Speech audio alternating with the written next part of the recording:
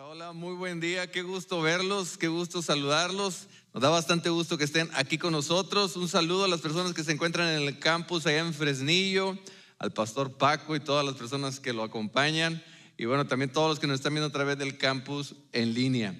Estamos en unas semanas en las que estamos escuchando diferentes comunicadores. Las semanas anteriores compartió el pastor Job y también compartió el pastor Bene.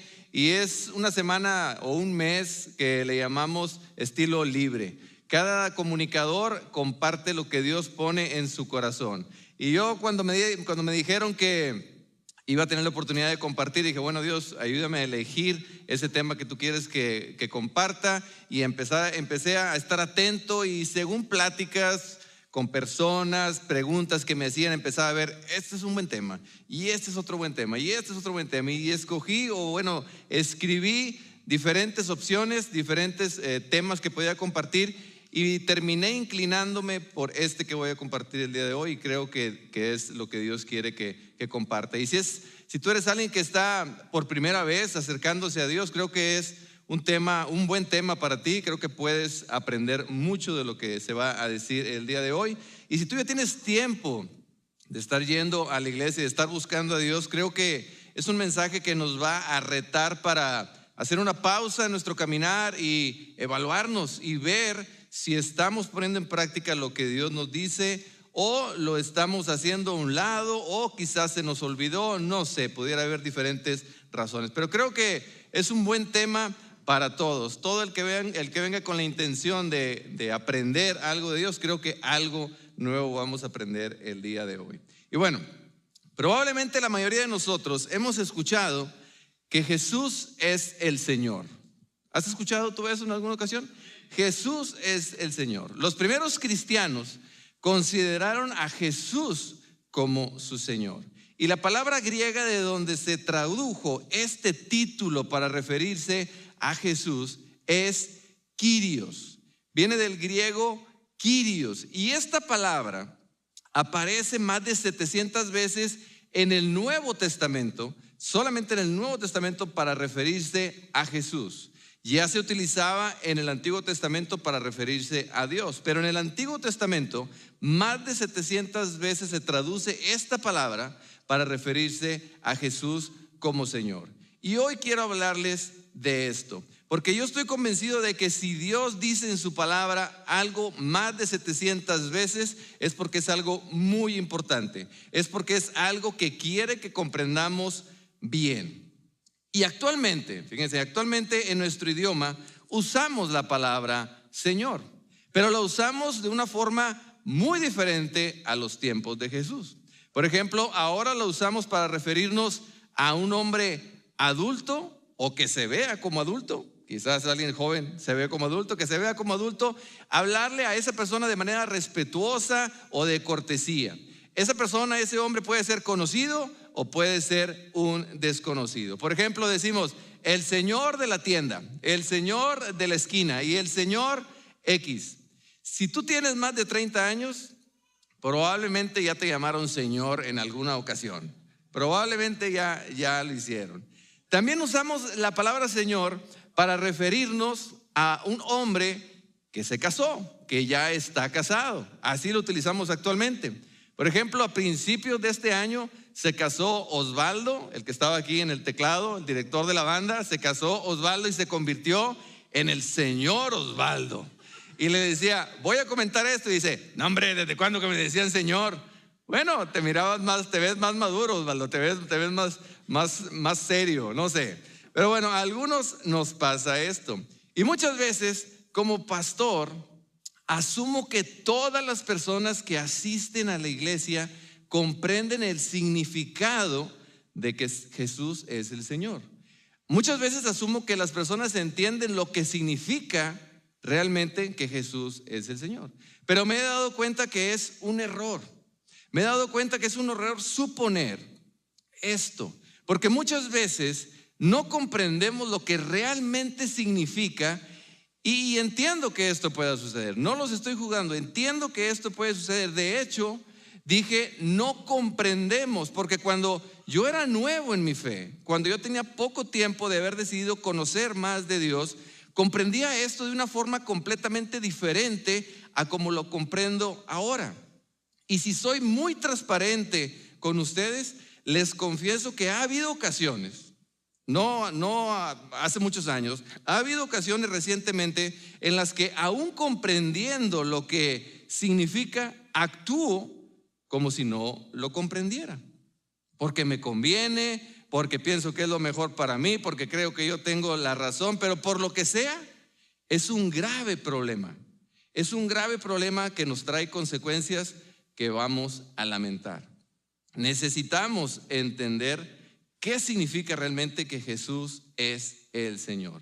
Y a veces creo que hasta pudiera ser una estrategia de nuestro enemigo espiritual, pudiera ser una estrategia del diablo hacer que esta manera de referirse a Jesús, este título para referirse a Jesús, vaya perdiendo significado para nosotros. Él es el engañador, viene a engañar, y es probable que nos esté engañando y que el significado que esta palabra tenía originalmente esté cambiando y no comprendemos lo que realmente significa.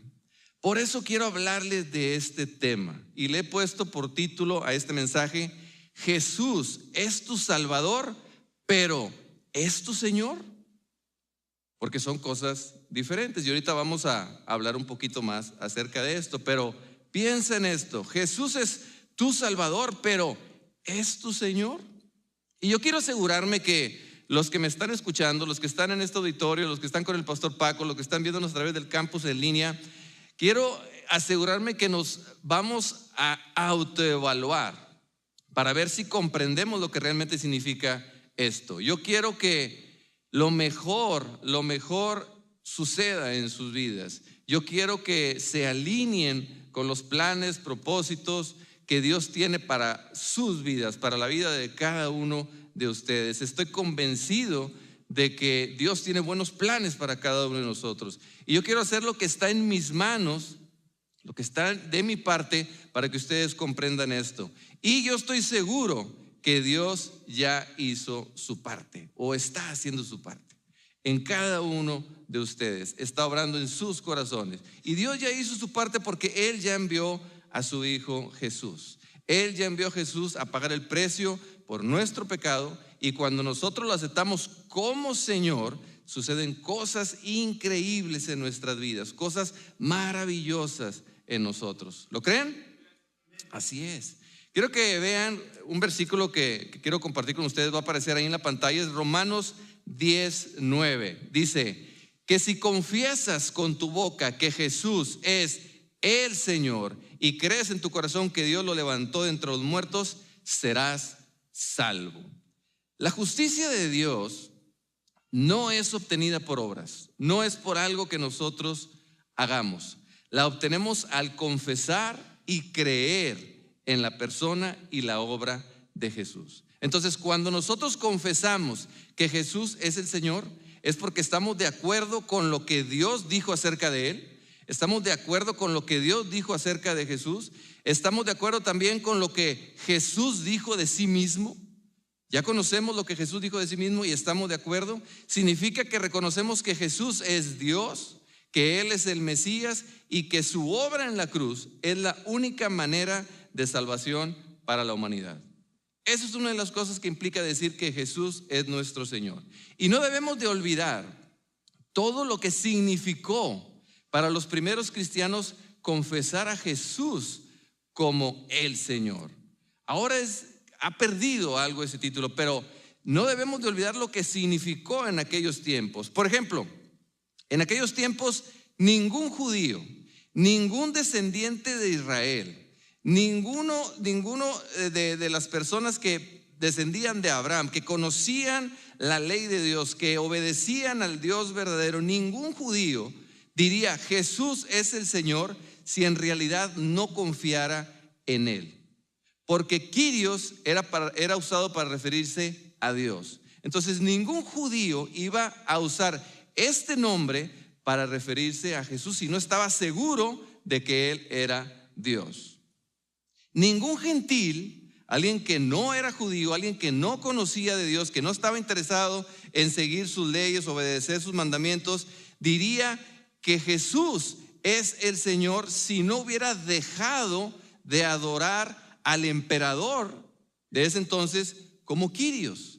Los judíos tenían su Quirios, a Dios, y los gentiles tenían su Quirios, el emperador. Él era su dueño, él era su amo, él era el que les decía qué hacer. Entonces, ningún judío iba a decir que Jesús es el Señor si no estaba convencido de quién era, ni ningún gentil tampoco lo haría.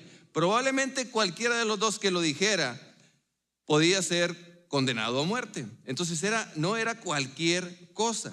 La palabra Quirios, la palabra que se traduce como Señor, fue y es fundamental en nuestra fe. Y nunca debemos olvidar lo que significa y lo que implica. Pero, ¿qué creen? Lo hacemos, lo olvidamos, lo pasamos por alto. O quizás eso sea algo que nada más me sucede a mí. Nada más a mí me sucede eso, o les ha pasado a ustedes también. Vamos a averiguarlo. ¿Qué les parece? Vamos a autoevaluarnos. Quiero que veamos Lucas 6:46. Dice: ¿por qué me llaman ustedes Señor, Señor, y no hacen lo que les digo? Jesús hizo una distinción entre aquellos que simplemente hacen una confesión verbal de fe y aquellos que realmente oyen su palabra y la hacen. Si Jesús es tu Señor, Él espera que hagas lo que Él dice que hagas.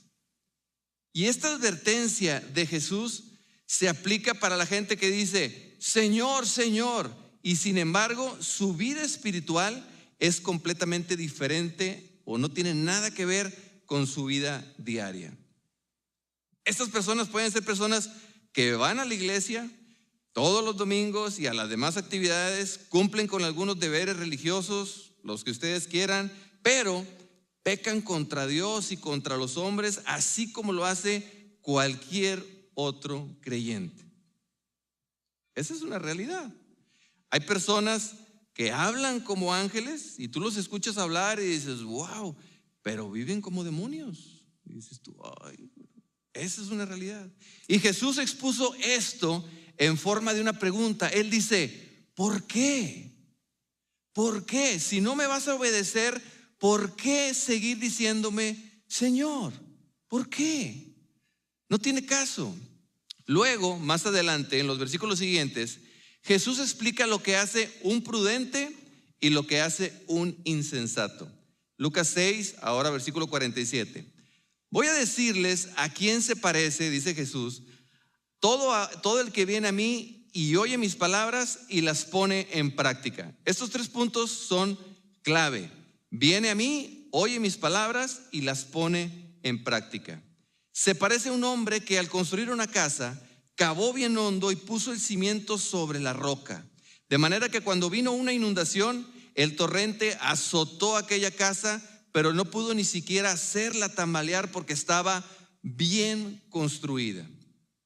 Pero el que oyó mis palabras y no las pone en práctica, se parece a un hombre que construyó una casa sobre tierra y sin cimientos. Tan pronto como lo azotó el torrente, la casa se derrumbó y el desastre fue terrible. En estos versículos, Jesús explica muy claramente qué es lo que significa que Él sea tu Señor. Literalmente lo obedeces, haces lo que Él te dice. Y quiero que imaginemos un poquito esta ilustración que usó Jesús. Imagina 2 casas, y pueden ser 2 casas que se ven igual en apariencia, 2 casas que se ven igual en lo exterior, pero son totalmente diferentes en sus cimientos. Ahora mírate a ti mismo. Ahora mírate a ti mismo, mira tu vida. En lo exterior te puedes ver igual que otros que se dicen cristianos o que son cristianos, pero el verdadero cimiento de nuestra vida suele estar oculto, no está a simple vista y solo se demuestra cuando llega la inundación, cuando llega la tempestad, cuando llegan las pruebas. Y Jesús advirtió que los cimientos de nuestra vida van a ser sacudidos en algún momento. Él nos dijo que esto va a ocurrir. Van a ser sacudidos ahora, pronto van a ser sacudidos. Probablemente ya sientes que están siendo sacudidos o fueron sacudidos o van a ser sacudidos el día de mañana, pero también van a ser sacudidos en el juicio final ante Dios. Entonces, es mejor probar los cimientos o el cimiento de nuestra vida ahora y no después. Es mejor hacer esto ahora y no cuando estemos en el juicio de Dios, cuando ya sea demasiado tarde para cambiar nuestro destino. Ahora es cuando debemos de analizarnos, autoevaluarnos. Y no sé si los estoy incomodando demasiado con lo que les estoy diciendo. ¿Los estoy incomodando demasiado? No. Entonces me tengo que esforzar más porque la intención es incomodarlos. Bueno, vamos a seguir esforzándonos. Ahí va, esta es la intención. Hay una idea, y si no te incomodé con lo anterior, probablemente con esto te incomodo. Hay una idea dentro del cristianismo que establece que si las personas hacen una oración y reciben a Jesús como su Salvador, ya no sufrirán las consecuencias de su pecado. Ya no irán al infierno cuando mueran. ¿Han escuchado eso? Quizás lo han escuchado y hasta ustedes lo han hecho, no sé. Hace unos momentos les compartí Romanos 10:9. Debemos confesar a Jesús como nuestro Salvador y creer en lo que Él hizo por nosotros en la cruz. Pero lo peligroso de esto es que las personas pueden llegar a pensar que la obediencia a Jesús es opcional. O sea, solo necesito hacer esto y obedecerlo es opcional. Es si quiero, si me conviene, si tengo ganas. Hay personas que se hacen a la idea de que podemos aceptar a Jesús como nuestro Salvador, pero no es necesario aceptarlo como nuestro Señor. Y ese es un grave error. Hay personas que no están seguras de querer obedecer a Jesús en todas las áreas de su vida. Simplemente están seguras que no quieren pagar las consecuencias del pecado. No sé si me quiero someter a Dios en esta área, no sé, pero no quiero las consecuencias de ser alguien que está alejado de Dios. No quiero sufrir las consecuencias de mi pecado. No quiero que cuando muera me vaya al infierno. No quiero eso. No quiero ir al infierno. Así que declaran y creen que Jesús murió en la cruz por ellos y ahora dicen que se convirtió en su Salvador, o ellos sienten que es su Salvador. Pero debemos entender que aceptar a Jesús como Salvador implica aceptarlo también como Señor. Va implícito, no es opcional, no es algo que puedas tomar o dejar, no es algo que sí lo quiero o no lo quiero, no es algo de si me conviene sí, si no, no se trata de eso. Y yo quiero asegurarme que no hemos caído en la idea equivocada de decir, solo quiero ser salvado por Jesús, pero no lo quiero como Señor. Como si fuera algo opcional. Quiero ser salvado por Jesús, pero no le voy a entregar esta área. No, esta no. Esta sí, pero esta no. Esta yo la sigo controlando. Lucas 9:23, quiero que lo vean junto conmigo. Dice, dirigiéndose a todos, declaró, está hablando Jesús, si alguien quiere ser mi discípulo, que se niegue a sí mismo, lleve su cruz cada día y me siga. Quiero asegurarme que no nos hemos enfocado solamente en librarnos de las consecuencias del pecado y que hemos hecho a un lado el señorío de Jesús. Quiero asegurarme de eso. Y dice Jesús, si alguien quiere ser mi discípulo, que se niegue a sí mismo, lleve su cruz cada día y me siga. Prácticamente lo que está diciendo Jesús en este versículo es, si alguien quiere seguirme, si alguien dice que yo soy su Señor, ese es el requisito, que se niegue a sí mismo. Ese es. Entonces, puedes querer hacer algo, si tú decides que negarte a ti mismo, Puedes querer hacer algo y simplemente decides no hacerlo porque no se alinea con lo que Dios tiene para tu vida, porque no se alinea con los propósitos, los planes de Dios que nos ha compartido en su palabra. Entonces decides, no lo voy a hacer, aunque quiera hacerlo. Y tú pudieras estar convencido de que tus sueños, tus deseos, tus sentimientos no son malos, pero dices, pero es que no es malo, Dios. Pero no porque los tienes significa que los debas hacer. Y si has decidido seguir a Jesús, si Él es tu Señor, debes de negarte a ti mismo. Debes cargar tu cruz cada día y seguirlo. No es opcional, es algo que debemos hacer. Negarse a sí mismo significa vivir como una persona centrada en Dios. Él tiene que estar en el centro de nuestra vida. Jesús fue la única persona que hizo esto perfectamente y debemos de seguir sus pasos, que Él sea nuestro Señor. Debemos de seguir su ejemplo.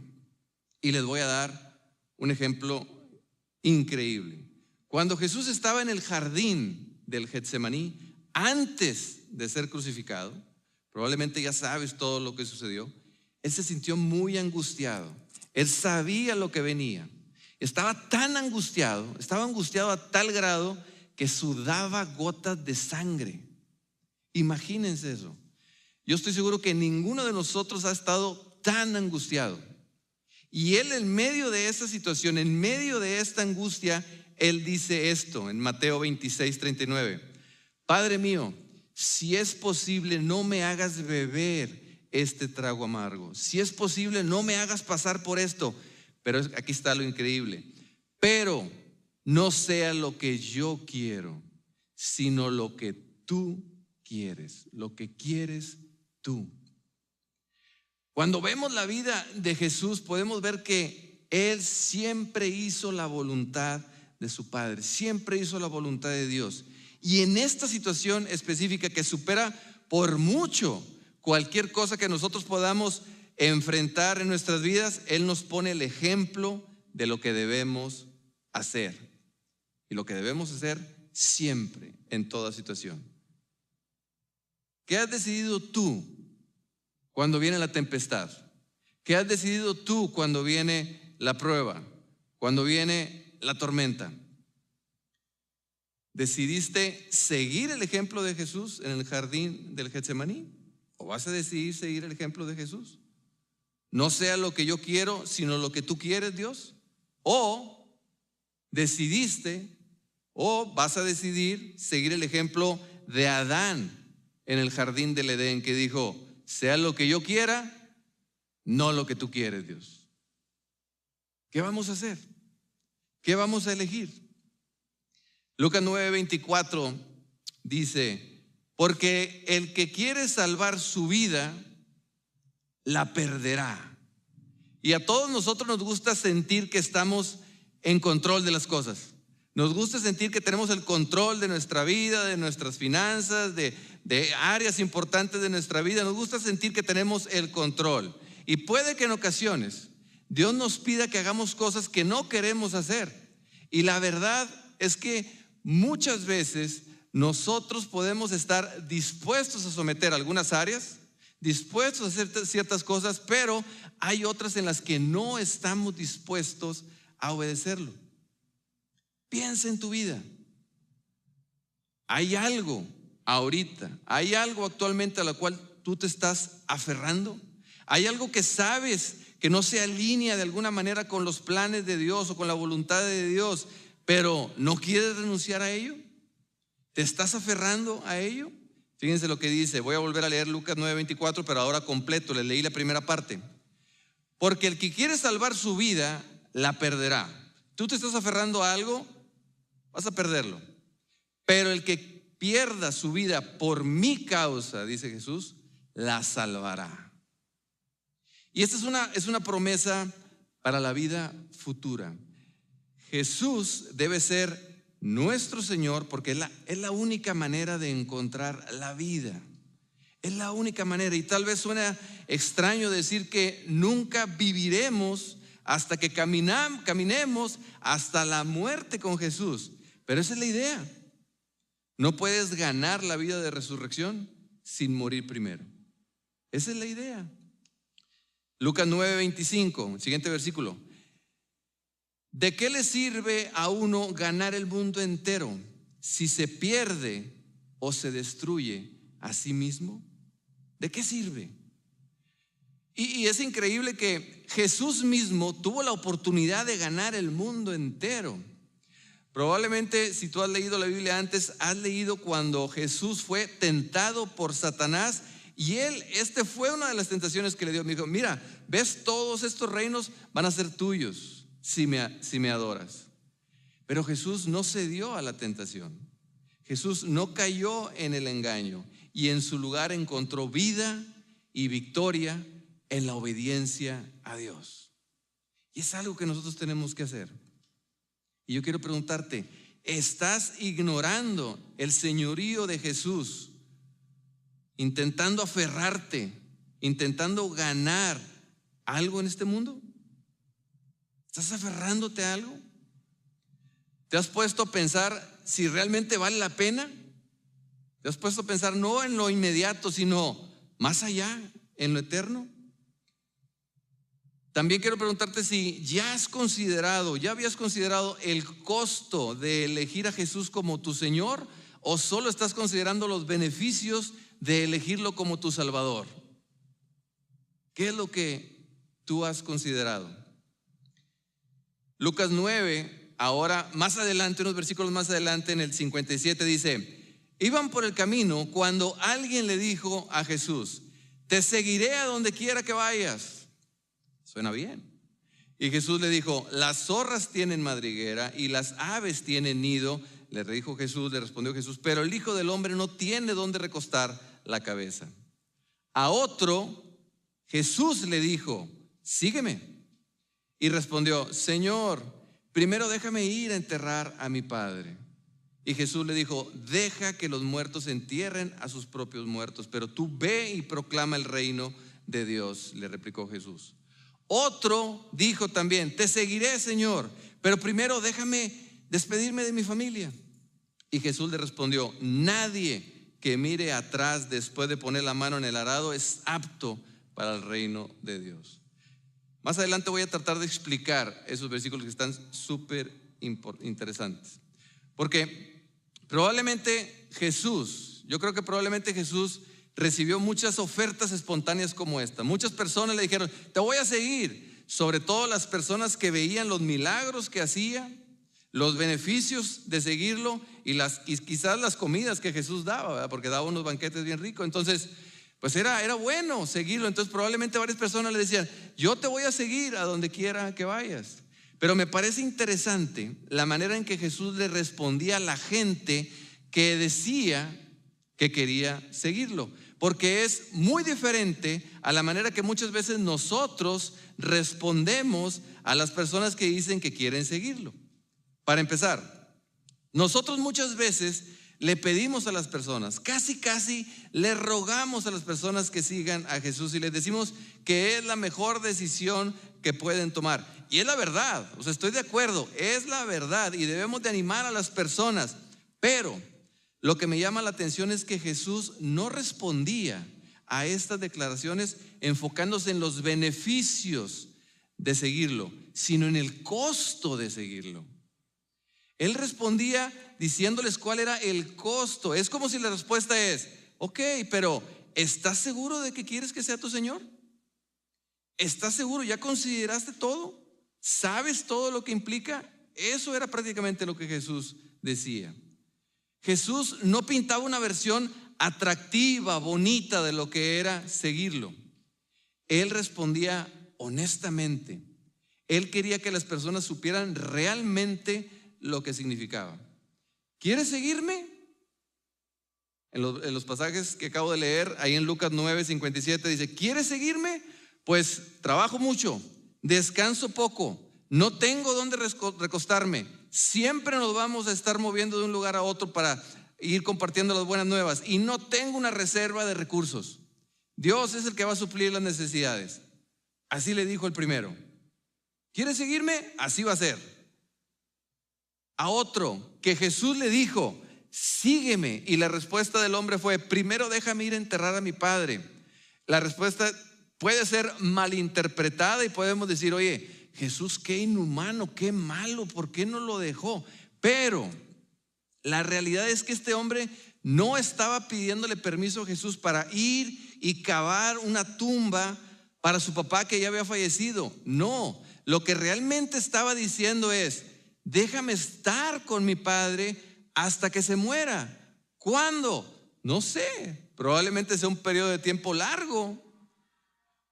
O sea, en otras palabras es, sí te quiero seguir, pero ahorita no. En este momento no.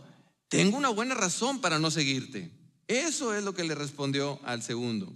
Al tercer hombre le dijo, te seguiré. El otro dijo, sí te voy a seguir, pero déjame irme a despedirme de mi familia. O sea, el hombre anterior le estaba diciendo, en este momento no te sigo. Te sigo cuando fallezca mi papá, 5, 20, 30, 40 años, no sé. En aquel momento te busco. Y ese estaba diciendo, sí te sigo, nada más dame unas horas. Y Jesús le dice, le enfatizó a este hombre el compromiso necesario para seguirlo. Debemos tener una determinación similar a la de un agricultor arando el campo. Debemos hacerlo con todas nuestras fuerzas y siempre mirando hacia adelante, siempre mirando hacia Jesús. Es algo que tú decides y dices, lo voy a hacer y lo voy a hacer. No es de que al rato, luego, dame chance de, pero eso es lo que Jesús dice. No has entendido lo que es que sea tu Señor. Dios es un Dios de gracia. Y parece ser contradictorio en ocasiones que el ser un Dios que nos da salvación por gracia haya un costo de hacerlo Señor de nuestras vidas. Y alguien pudiera decir, entonces no es por gracia, es por algo que hay que hacer. Creo que otra cosa que debemos entender es que Dios nos ha extendido gracia para que nosotros podamos ver nuestra condición, para que podamos ver cuál es nuestra situación y para que podamos ver hacia dónde vamos por estar alejados de Dios, cuáles van a ser las consecuencias. Ahí es donde Dios nos extiende la gracia. Ahí es donde nosotros recibimos la gracia de Dios. Y podemos cometer el error de decir, quizás de manera inconsciente, quiero tu salvación, pero no quiero que seas mi Señor. Quizás inconscientemente, quizás conscientemente. Y yo espero que entendamos el beneficio de seguir a Jesús. Quiero que entendamos el beneficio de que Jesús sea nuestro Señor, nuestro Salvador, pero también todo lo que implica que Jesús sea nuestro Señor. Porque un día todos lo van a reconocer. Eso va a ser inevitable. Filipenses 2 dice, no mirando cada uno por lo suyo propio, sino cada cual también por lo de los otros. Haya pues en vosotros este sentir que hubo también en Cristo Jesús, el cual, siendo en forma de Dios, no estimó el ser igual a Dios como cosa que aferrarse, sino que se despojó a sí mismo o se negó a sí mismo, tomando forma de siervo, hecho semejante a los hombres, y estando en la condición de hombre se humilló a sí mismo, haciéndose obediente hasta la muerte y muerte de cruz. Por lo cual Dios lo exaltó hasta lo sumo y le dio un nombre que está sobre todo nombre, para que en el nombre de Jesús se doble toda rodilla de los que están en los cielos y en la tierra y debajo de la tierra, y toda lengua confiese que Jesucristo es el ¿qué? El Señor, para la gloria de Dios Padre. Entonces Jesús no solamente puede ser nuestro Salvador, sino que claramente es el Señor. Esa es la realidad. Y el último versículo que les quiero compartir es Mateo 7:21, que dice, no todo el que me dice Señor, Señor entrará en el reino de los cielos, sino solo el que hace la voluntad de mi Padre que está en el cielo. Jesús no dijo que con solo hacer una oración seríamos salvos. Y está bien hacerla. Dijo que debemos confesar con nuestra boca, pero no es suficiente por sí solo. No es suficiente nada más eso. También hay que hacer la voluntad de Dios. Hay que obedecerlo. Hay que seguir el ejemplo de Jesús. Hay que vivir sus enseñanzas. Eso es algo que tenemos que hacer. Yo quiero que hagamos una oración y mientras estamos orando, piensa cuál es tu condición. Quizás tú eres una persona la cual no ha decidido que Jesús sea tu Señor y Salvador. Quizás tú eres una persona que ya habías decidido que Jesús fuera tu Señor y Salvador, pero te distrajiste, te desenfocaste o intencionalmente decidiste aferrarte a algunas cosas y no obedecer a Jesús en todas las áreas. Y quizás pudiera ser alguien que está haciendo las cosas bien. Bueno, este es un recordatorio para ti porque Dios dijo que van a venir tormentas, van a venir tempestades. Yo te animo para que te mantengas firme en lo que tú crees, aferrado a Dios, obediente a Dios. Vamos a orar. Dios, gracias Señor, te damos por tu palabra. Gracias porque eres un Dios de gracia, que a cada uno de nosotros nos ha permitido ver cuál es nuestra condición. Ayúdanos a autoevaluarnos, Señor, a hacer los ajustes, si hay necesidad de hacer ajustes en nuestras vidas, para que realmente lo que digamos, cuando te decimos Jesús es mi Señor, realmente coincida con la manera en la que estamos viviendo. Sé con cada uno de nosotros, Señor, si hay alguien que está pasando por una tempestad en este momento, está pasando por alguna prueba, alguna situación difícil, te pido para que esté bien cimentado en ti, para que Él ponga su fundamento, Señor, en Jesús, en sus promesas, en lo que tú has dicho acerca de nosotros, Señor. Y bueno, gracias, Señor, por todas esas personas que han sido ejemplos para nosotros, personas que podemos ver cómo a pesar de las pruebas, a pesar de las dificultades, siempre se mantienen bajo tu señorío y hacen las cosas de la manera que a ti te agrada. Gracias, Señor, por tu palabra. Gracias por lo que todos los que estamos aquí, los que están en Fresnillo, los que están viéndonos a través del campus en línea, obra, Señor, en nuestros corazones. Te lo pido en el nombre de Jesús. Amén.